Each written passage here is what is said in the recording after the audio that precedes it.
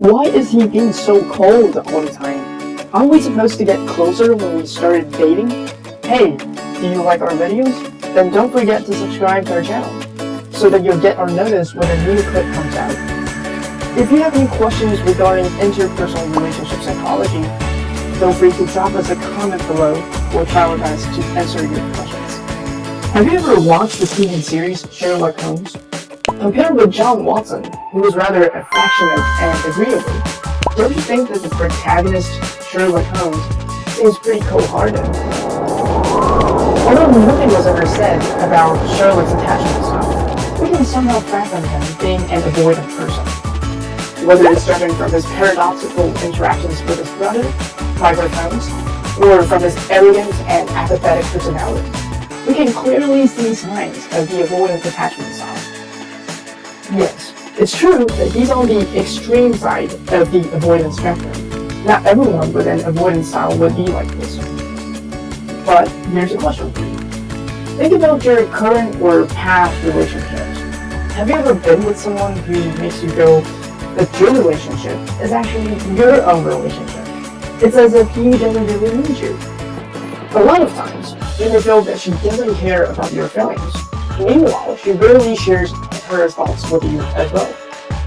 Besides that, when you try to discuss your future with him, he would start to fade away, leaving you to wonder whether he really loves you at all. If all the above seem to be your personal experiences, then let's find out why with the psychologist.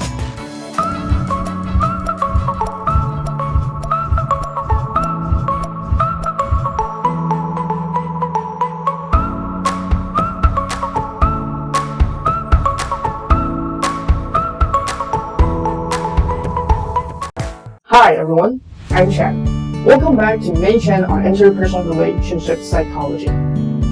Do you still remember this? In John Bowlby's research, he noticed that when the child's caregiver leaves the child behind in this strange environment, the first reaction the child would have is, that's right, screaming and shouting in protest so as to draw the parents' attention.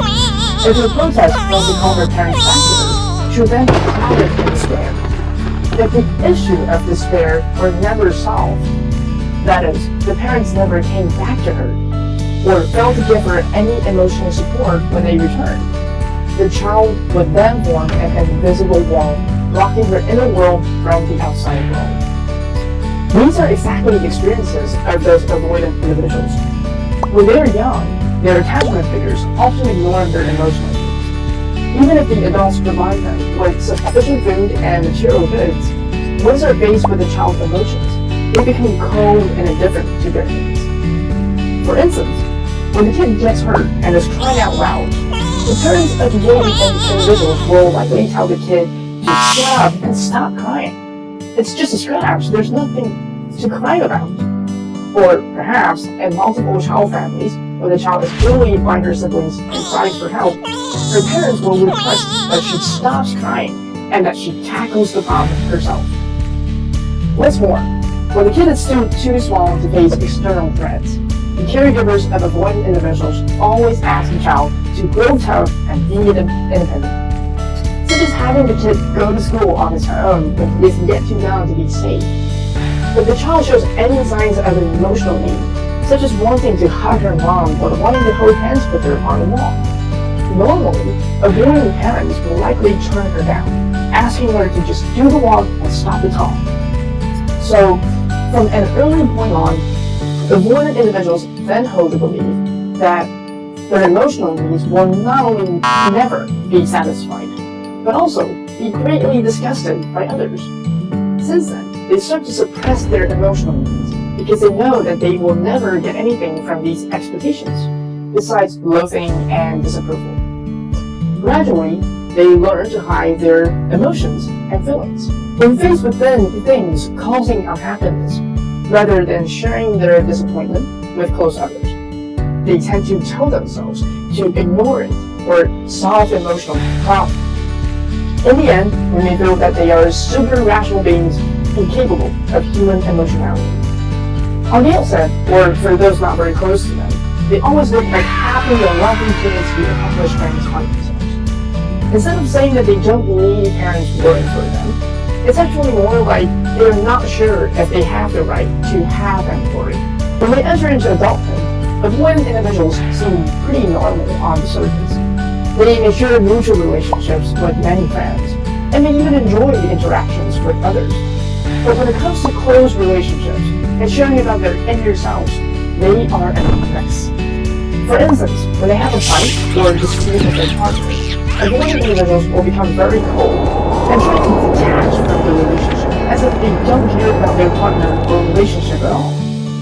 Sadly, the truth is, they just don't know how to deal with other people's emotions, as well as handling their own.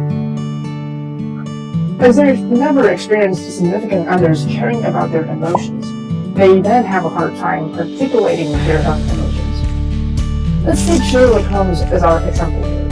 When Sherlock's landlady, Mrs. Hudson, sounded excitedly about the news of Watson's engagement, Sherlock responded with a cold tone of voice saying, people who currently live together are about to attend church, have a party, go on a short holiday, then carry on living together. Let's think about that.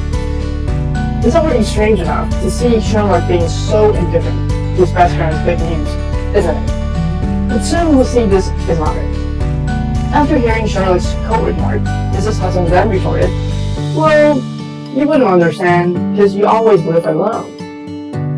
Did you notice the little twitch on Sherlock's face? Although he still sounded as if he doesn't care about his best friend getting married and leaving their apartment, the little twitch on his face, however, already revealed his feelings. That is, even though he's actually sad about Watson leaving him, he feels uncomfortable showing his sadness. Yet at the same time, he is incapable of really feeling joy for his friend. To sum it all up, emotions, be it good or bad, are a burden for the avoidant individuals. In Hazen and Shaver's research, they discovered that avoidant individuals all show fear of intimacy. Furthermore, they normally don't believe that you can actually feel close to someone to have that bump in the heart. This doesn't mean that they won't fall in love or be in a love relationship. Instead, what it means is that even if they're in a close relationship with someone, they still tend to unconsciously set an emotional boundary with their partner. Even if they miss their significant other very much, they rarely pick up the phone and make initial contacts, expressing their affection toward their lover. When they feel that they've started to miss the person too much, they will immediately throw themselves into their career, or spend time hanging out with friends to avoid that feeling of love. Oftentimes, their friends or others who don't know them well tend to feel that they spend a lot of time working and wonder why they aren't spending some of it with their significant other.